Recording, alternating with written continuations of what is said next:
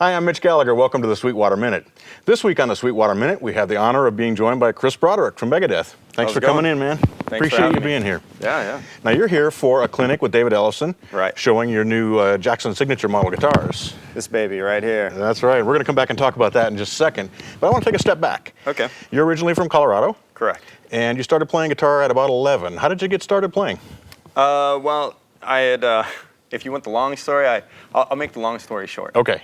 I kind of had a total shift in friendships and a total almost like social change in my life, and had met some new friends, of which played guitar, and I was constantly bugging him, you know, come on, let's play guitar, can I play your guitar? And so finally I was able to get my own, and that's how I started playing. I see. Yeah. I see. And from there, you did a lot of studying. You actually went to University of Colorado, correct? Denver. The University of Denver, and studied classical guitar there. Right, at the Lamont School of Music. How did you get into the classical world from, I assume you started on electric, or was it something else that you started on? Well, I'd say my first interest was definitely the electric, but it almost started hand in hand, side by side. I had first gotten an electric, but I think I had always had that classical influence because of my parents, and you know, my mother played the piano, and so they would listen to classical quite a bit. But at the time, I don't know that you know, that's what the process that was going on. It was just I gravitated towards both, you know. Right. And you have a degree in classical guitar. Yes. And I also saw where you've played in many master classes, and I've done that as well, and that can be a really nerve-wracking kind of a situation. Did you enjoy those experiences, or what did you take away from those? Well, I mean, some of them are good. Some of them, you know, were more nerve-wracking than others. Right. I remember doing one with Benjamin Verdery, and just being so nervous, just trembling, you know, and I got through it, but it wasn't the most pleasant experience I'd ever had. Right. Yeah. You either come back from those a better player, Right. for having been so nervous, you know, you kind of learn to deal with it as you go through it, so it's almost a beneficial thing to have that happen, but it's sure painful at the time. Yes, exactly, yeah. Right. So you began playing on the Denver scene, and the first national act that you were with was Jagpanzer, correct? Correct. Can you tell us a little bit about how you made the leap from the local scene to more the national kind of a thing? Yeah. You know, I was in a local band, and I was actually just getting ready to go back to college to get a degree in psychology. Oh, wow. You know, I had just been like, well, it's time to you know, try and make a real income, even though I knew I would always be a musician, you know. It wasn't paying the bills as well as I wanted it to. And I just registered for classes, and a friend of mine came to me and said, hey, this band Jagpanzer needs somebody to go on tour with them in Europe. Would you be interested?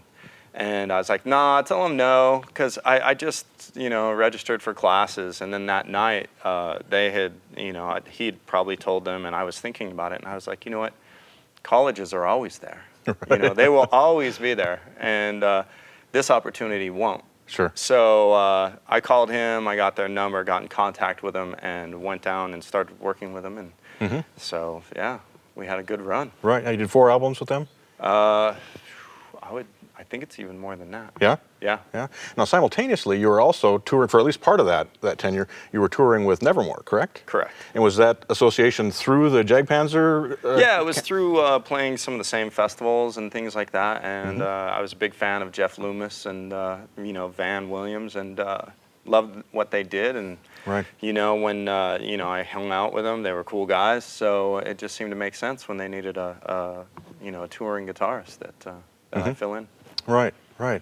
So you were with those groups till about 2007, at which point Dave Mustaine and Megadeth came into the picture. Right. Can you tell us how that happened? Yeah, it was so quick, you know. I wish it was a great story, you know, but it was really, I got a call from his management asking me if I would be interested in being the lead guitarist in Megadeth, and I just couldn't believe it. And I was definitely like, yes. And so we set up a meeting time shortly after, right at the beginning of 2008, and we got together, we talked about what each other would expect, how things would run, and that kind of thing, and then we just got to work. Right. So you really didn't have to audition for the band. He kind of knew what you were doing beforehand? You know, he'd seen some of the stuff that I'd posted online, and also he'd talked to Glenn Drover and Sean Drover, you know, great players, you know, and when Glenn left, he had recommended me along with his brother Sean, who I still play with today, and nice. They had recommended me. Also, Dave's guitar tech had recommended me at the same time. So I think he felt confident that I could come in and do the job. Right. Well, obviously he thinks very highly of you. I saw a quote from him where he likened finding you to Ozzy Osbourne finding Randy Rhoads. So clearly that's a great compliment of your talents. Yeah, it's pretty humbling, because to think somebody of Dave's stature will say that about me is humbling. And then I think I have to live up to all that too. And then I get those nerves again. Right. The pressure's on. Right? Yeah.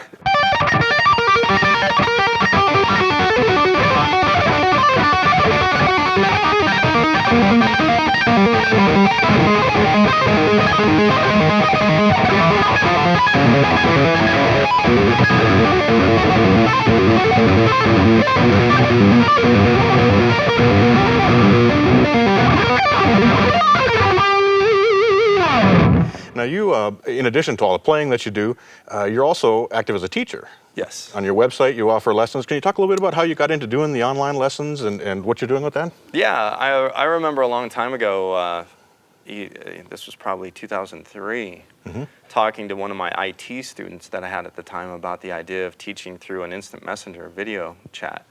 And he was like, "No, it won't work, and so I didn't do it for a little bit then, but then about 6 months later, I just decided to test it out with a friend of mine, and we did a real quick demo lesson, and it worked really well, especially when you use some of the other tools at your disposal, things such as, like some of the online tab editors that you can get and stuff like that, and you can transmit files back and forth real easily, and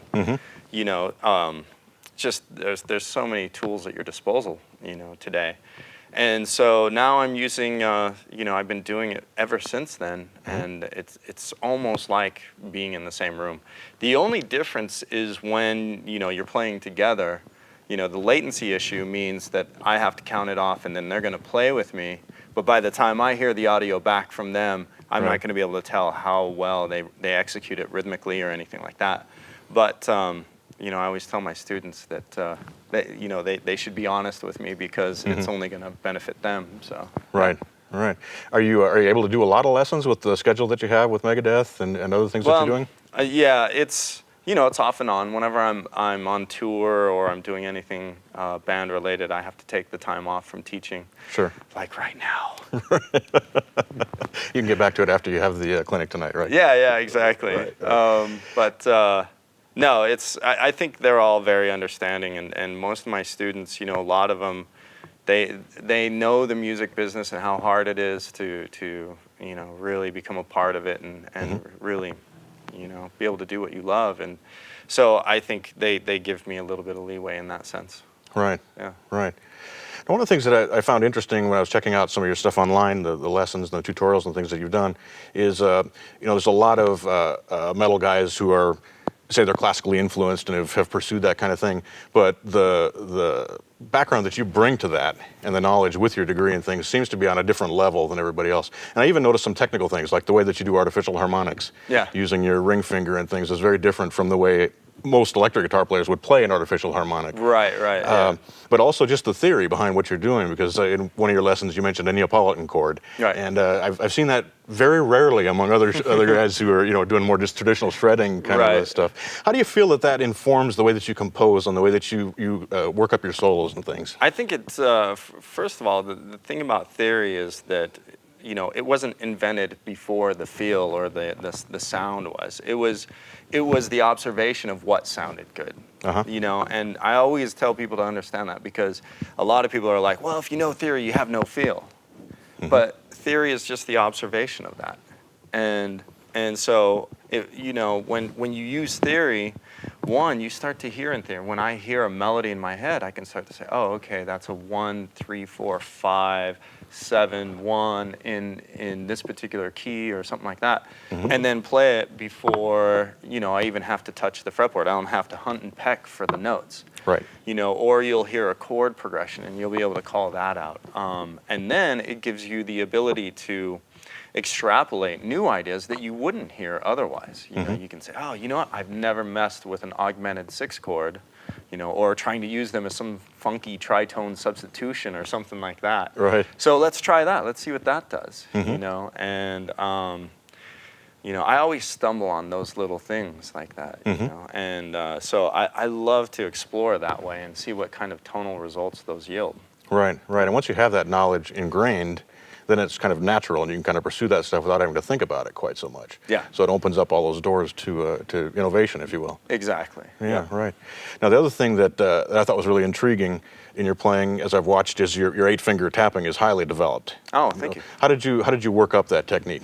Well, it was very painful at sometimes because, of course, probably just like most players, I wanted to play all this crazy stuff right from the get-go, and that's what I started with in the beginning. But now I kind of took it back, and the past few years or so have been really about going back and creating exercises for the right hand and developing it just like I did my left hand. And that's become my adage, when people ask me, well, how do you develop your right hand? Well, look at how you developed your left hand and copy that, because it's the same process.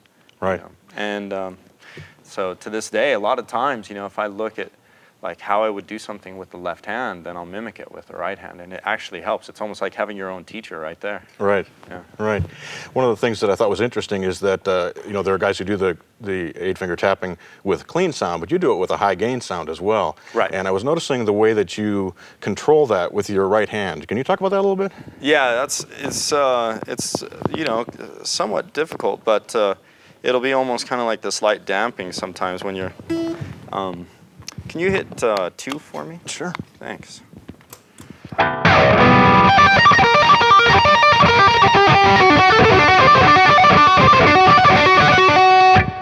So this hand definitely does a great job of just kind of leaning over and muting the strings above the ones that you're playing. It's a lot like, a lot of people would recommend is anything above the string, any strings above the one that you're playing is going to be muted with your left hand. Sure. Any below is going to be muted with the right. The big problem here is that you're not always available to do it. Mm-hmm. So it's a lot of work between knowing when you can actually mute and the angle of your fingers so that they can mute some strings when you're playing them. Mm-hmm. And just trying to be as precise with the way that you lift and you tap the string as well. Right, yeah, I was noticing the way that you're, at first I was watching and I was seeing if you still had your classical nails, because when you're tapping, your hand sometimes turns back around, but I realized you were doing more the muting thing in the process of doing that to control it, because it's very clean when you do the tapping. Oh, thank you. So thank yeah. you. I'm working on it. Yeah, well-developed technique. Thanks. So we've been hearing this great guitar. Yes. It's time to talk about the guitar. Will you tell us about the Signature Jackson? Yes, this is my creation. I mean, this is my baby. It was designed from the ground up, and some influence came from obviously what I wanted, and then when Jackson sent me a couple of their guitars that initially just to check out to see what their build quality was like and stuff, then I looked at some of what they were doing and said, I want this on my guitar as well. And so things such as the neck through and the sculpted heel. And I love this headstock of theirs, but I did have to take it and reverse it. So, but this thing has so many features. It's got the Planet Waves tuners, which I love these tuners because not only are they smooth and accurate, but they trim the string for you. It's a nice little convenience. It keeps things clean. And, I know once I've got my guitar tuned up, I don't want to take the extra time to clip them off. I want to be playing, Sure. And then it's got the 12-inch radius fretboard, which I really love. And that kind of comes from, I think, I do just like curved radiuses, but I've experimented with everything from violins, which are extremely curved, to very flat classical guitars, which have no curvature whatsoever. And I really find that I like a decent curvature to the fretboard a little bit better. So 12 inches is the best middle ground for me. And then I have these awesome stainless steel frets that are really tall but narrow. And a lot of that's for my two-handed tapping and stuff like that. And they'll last a long time. I mean, I would never see them wearing out against some nickel strings, and they're narrow so that I can get my fingers in there and still get the notes to come out. So I love these frets. The pickups, custom designed DiMarzios for my guitar specifically. I call them the fundamentals because that's kind of what I designed them around the idea of bringing out the fundamental of the note more, you know. So one huge thing is the Floyd Rose. This is an exclusive for my guitar, which is a Floyd Rose Pro. Okay. So this, you know, is not made for any other 7-string, but you can get it on this guitar. And basically the difference between that is that the fine tuners aren't up above the the string lock here. So it keeps it more out of your way when you're picking. Okay. And so I love that. For controls, typical 3-way, switches between the pickups, push-pull, splits the coils, and the pull on the tone actually engages the tone. And I did that because, you know, every time you put a potentiometer in line, you attenuate the pickups or you take away gain and signal from them. Sure. So when this is down in its usual position, the tone is non-active. And therefore, it's not in the line and it's not, you know, making the pickups sound any weaker than they would normally.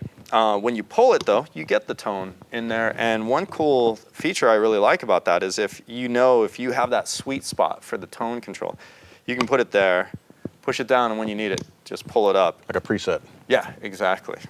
And then we have a kill switch here so that we can, you know, just stop the guitar from ringing out real quick. Right, so lots of little details. Yes, That yes. all add up to an instrument that works obviously very well for you. Yeah, yeah, and you know, the final thing I'd like to talk about is the body itself. You know, this shape is, for me, as balanced as it can get. Not only does it sit well when you're sitting down, you know, you don't need to balance it at all or hold it or anything like that, but it's the same when you stand up too. The neck doesn't want to drop or anything like that. So it's a very ergonomic, very functional body. And these contour cuts help with some of the two-handed tapping that I do. They help the reach on the left hand for the top side. And then we've got the reversed input jack there so that you can coil it around your strap real easy. Yeah. Oh, awesome. Awesome. And of course, this is available through Sweetwater? Yes, it is. Wonderful, Yeah. wonderful. So a couple other things. We were talking earlier, but you've got to show us this arrangement you have on your pick here. Oh, this is an idea I had from when I was sitting there cutting up thumb picks and gluing the pick I actually liked to thumb picks. And I could never glue it in exactly the same position. So every time I'd, you know, have a new one, it was always out of position. And I thought it would be awesome if I could make something that would hold the picks that I like to play with in in any position that I want, whether it was longer or shorter or angled to the right or to the left. And so I came up with this and patented it. It's what I call a pick clip. Pretty simple name, right? But basically, you can take any pick that you play with, pull it out, and put any other pick that you want to play with in there. And then once you have it in there, it's effectively, you know, a thumb pick, but with exactly the pick that you would normally use. So. Right, so you can quickly switch from tapping to playing with a pick style. And earlier you were doing some kind of Chet Atkins kind of thumb pick style stuff too.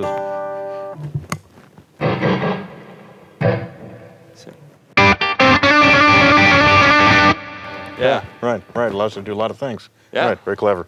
Yeah. You have a Guitar Winter Retreat with Alex Skolnick coming up. Yeah. Tell us briefly what that's about. Well, that was, you know, a great idea that you know, Alex and I had come up with, and we were looking at potential times, and we'd seen some of the other camps that were out there, and we got a hold of the people that were running those camps, Full Moon Resort, and they really, you know, they were like, well, you know what, why don't we try heading for this winter, you know, and let's do one this winter and see how it goes. And so Alex and I got together and we talked about, you know, all of the different things we could teach and present, and you know, we were like, this is going to be great. It's going to be an awesome time, you know, and we're going to have his trio that he normally plays with, his jazz trio, backing us up for the jams, and we'll probably have a set list of songs that, you know, the people who participate can come there and they can choose songs that they want to get up and play with us on, and then we'll probably do like a little bit of a master class kind of thing, and you know, talk about what it's like to be on stage and working with other performers, odd things that you might have to face on stage that people wouldn't even realize that are in the audience, just, like lighting trusses falling on you or something like that, which I've had happen before. Nice. But then it'll get to more traditional things such as, counterpoint and harmony, chord voicings, jazz theory, improvisation, all of that good stuff. Yeah, between the two of you, with both of you having such metal skills, but your classical background and his jazz background, it should be a very diverse kind of program that you can present there. Yeah. And if anybody's interested, they can go to the sbwinterguitarretreat.com and check it out. Very cool. Very cool. So what's on the horizon for Megadeth? Well, we've got a tour coming up in mid-November down in South America. I'm looking really forward to that. I think the fans are just going to be crazy. And we've got a whole tour schedule that we're putting together for the next year. And that should be, I think it's really looking nonstop. So awesome. I'm sure we'll be in your neighborhood soon. Awesome. Well, speaking of fans, they're actually already lined up outside the Sweetwater Performance Theater waiting to come in and see your clinic, so I'm not going to keep them waiting any longer. All right. Thanks so much for your time. Appreciate you coming in. You're welcome. Great to have you here. We're looking forward to the clinic tonight. Thank you. You bet. I'm Mitch Gallagher. Thanks for joining me for the Sweetwater Minute.